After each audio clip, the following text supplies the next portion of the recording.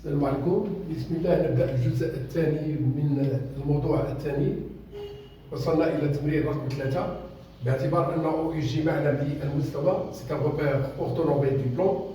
On considère la fonction linéaire f définie par f de x est égal à moins 3 demi-x. Moins 3 demi-x. Je dois bien faire apparaître le 2 qui est au dénominateur. Voilà.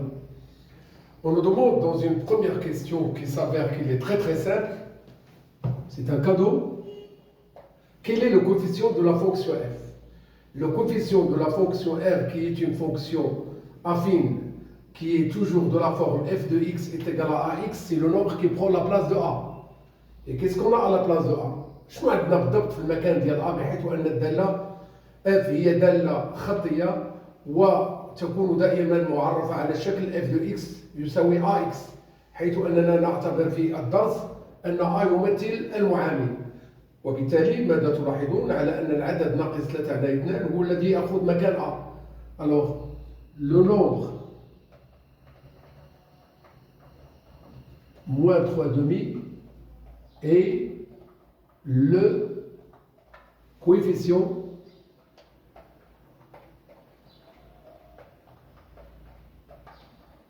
de f.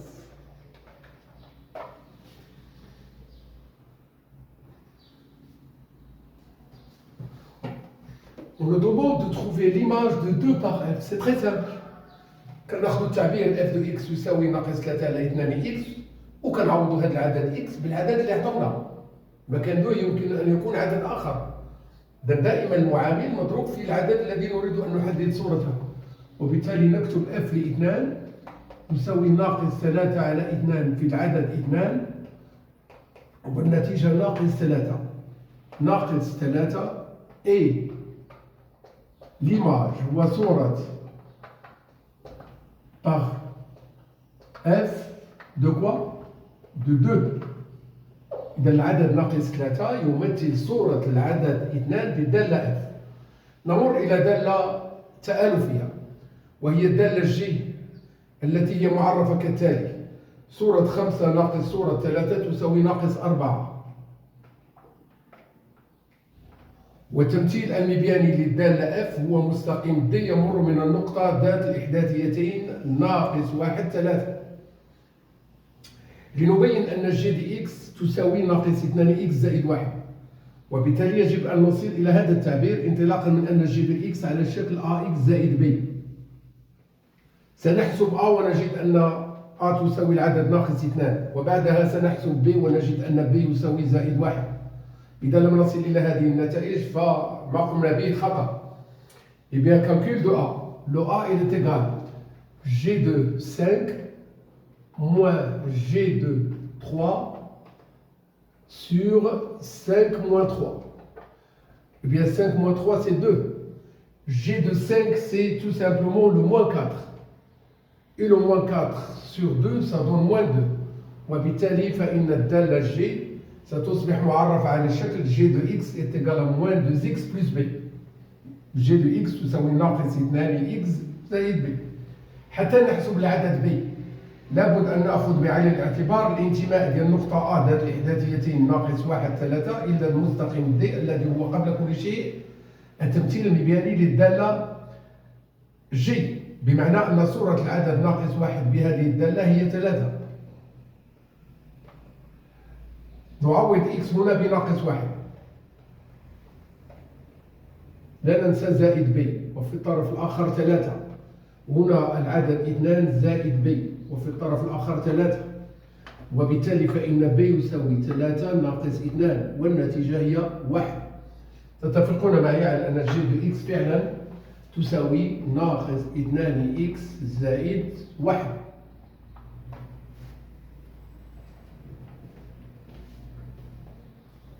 سنمر إلى ما تبقى من الأسئلة. يبقى سؤال واحد فقط، وهو أن نحدد العدد الذي صورته ناقص 11 بالدالة g. نمر إلى سؤال b في سؤال 2، حيث اعتبرنا الدالة التآلفية g. وصلنا إلى إثبات أن g de x est égal à moins 2x plus 1. نريد أن نحدد صورة عدد بالدالة J. عندما يطرح علينا هذا السؤال دائما يكون في البال ديالنا on doit bien penser à trouver une égalité dont l'un des deux membres c'est moins 11 et l'autre membre c'est G de X. Alors, soit G de X est égal à moins 11. Eh bien, quand on trouve le X, ça sera le nombre qu'on cherche. Remplaçons le G de X par le moins 2X plus 1. Alors, le moins 2X plus 1, il est égal à moins 11. L'inconnu, c'est X. On garde le moins 2X. Et de l'autre côté, c'est moins 11 moins 1. Toujours le moins 2X. Et ce que nous avons de l'autre côté, ce sera le moins 12. Le moins avec moins, ça donne plus. On note directement X est égal à 12 sur 2. Soit que le X il est égal à 6. N'hésitez pas à faire une phrase et dire que le nombre 6, c'est le nombre qui a pour image le moins 11 par G. Et bien donc, le moins 6 est le nombre qui a pour image moins 11 par G.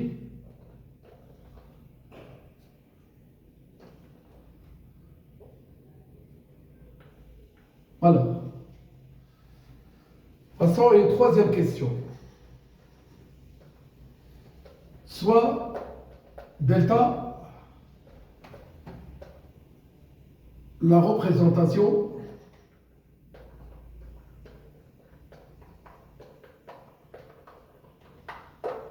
graphique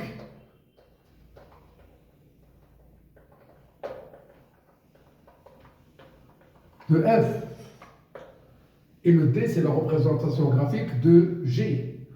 Eh bien, on nous demande dans une première question de construire les deux droites. Construction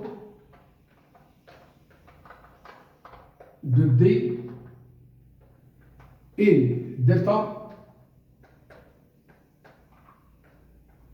dans le même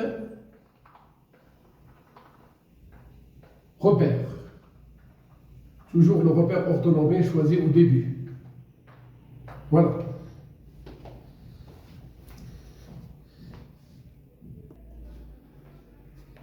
On cherche à construire les deux droites D et delta dans le même repère. نريد إنشاء D ودلتا في نفس المعنى. بالنسبة للمستقيم D فهو التمثيل المبياني للدالة F. والدالة F هي دالة خطية وبالتالي فإن تمثيلها المبياني يمر من أصل المعنى. Bien, on veut construire la droite représentative de la fonction linéaire F et comme on a F une fonction linéaire, alors sa droite représentative delta, il passe par l'origine du repère, c'est-à-dire par le point O. Reste à déterminer un deuxième point. On a f de x est égal à moins 3 demi x.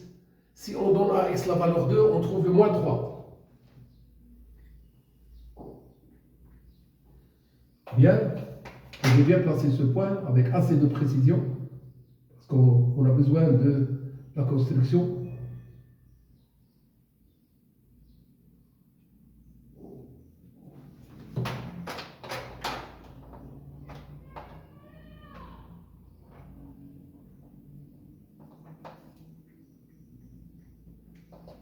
Bien, on doit bien tracer cette droite. Surtout lorsque la question qui vient juste après, où on nous demande de donner la résolution graphique d'une équation, alors la construction doit être faite avec assez de précision possible. Ça, c'est la droite delta. G de x est égal à moins 2x plus 1. Si on donne à x la valeur 0, on trouve le 1. Et bien cette droite, il passe par le point J. Quand on donne à x la valeur 1, on trouve le moins 1. Ça sera un point que je vais bien placer ici. Voilà, c'est ce point-là.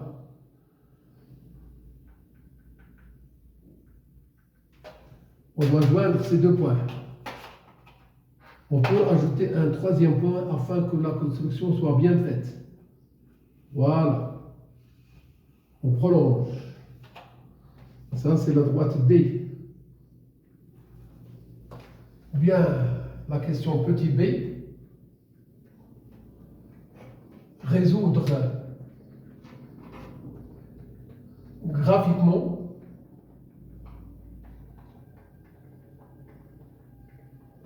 la résolution graphique de quoi? D'une équation. L'équation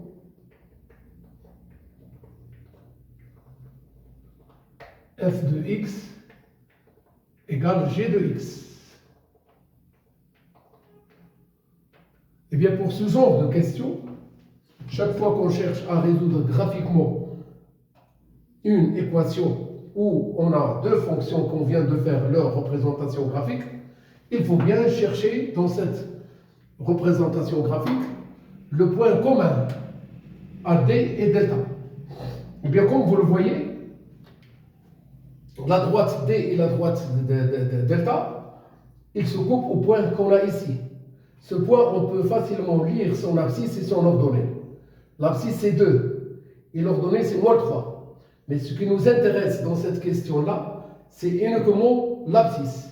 Quand est-ce qu'on s'intéresse à l'abscisse et à l'ordonnée? Lorsque on nous demande de déduire graphiquement la solution d'un système de deux équations. La chose qui n'était pas du tout posée ici. Eh bien, les deux droites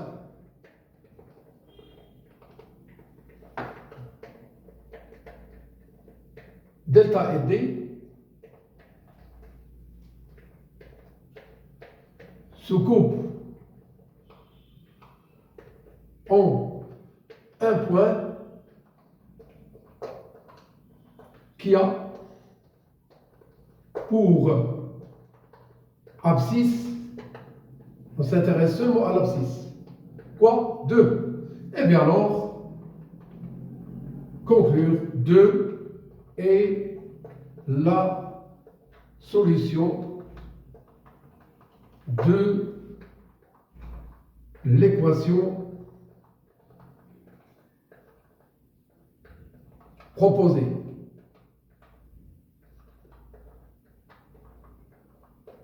Voilà. Bien, chaque fois qu'on nous demande de résoudre graphiquement une équation, on a toujours deux représentations graphiques de deux fonctions. Ça peut être deux fonctions linéaires, ça peut être une fonction linéaire et une fonction affine. Cherchons toujours à s'intéresser au point commun à ces deux représentations graphiques.